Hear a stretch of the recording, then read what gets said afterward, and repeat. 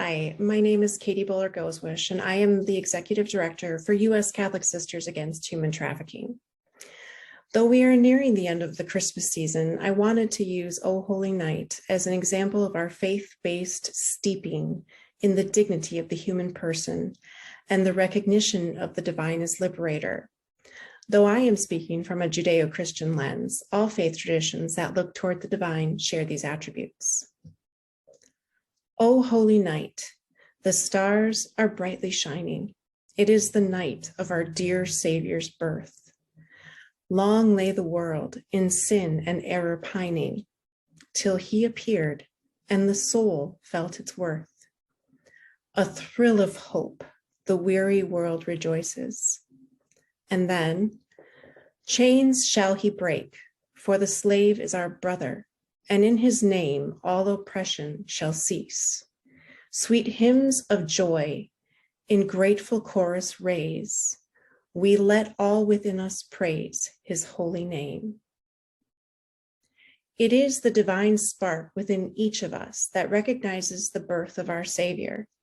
That divine spark ignites when it recognizes itself completely in another, in the Christ. And as the song says, the soul felt its worth. It isn't that the soul was unworthy prior to this. Rather, it is the spark when divine meets divine that allows us to recognize it. That is the dignity we have as humans, that we are made in the image and likeness of God. We share the divine presence. When we trade in humanity, selling people for labor, for sex, we debase our divinity and besmirch our humanity. And we all play our part. If you are watching this, you are most likely not a trafficker. But just as we share in that divinity, we also share in that which is less. We all have a role in human trafficking. We purchase goods that were made by someone trapped in coercion.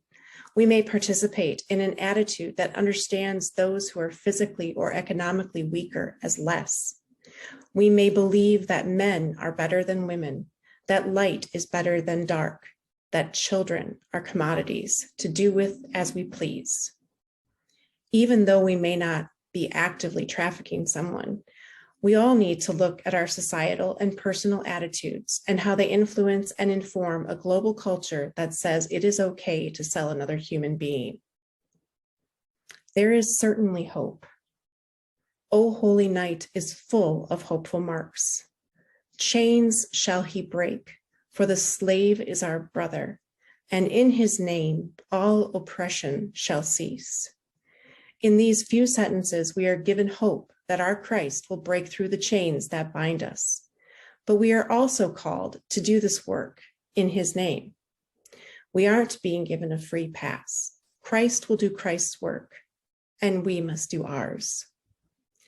Thank you so much for joining U.S. Catholic Sisters Against Human Trafficking as we reflect in the weeks leading up to January 11th, National Human Trafficking Awareness Day.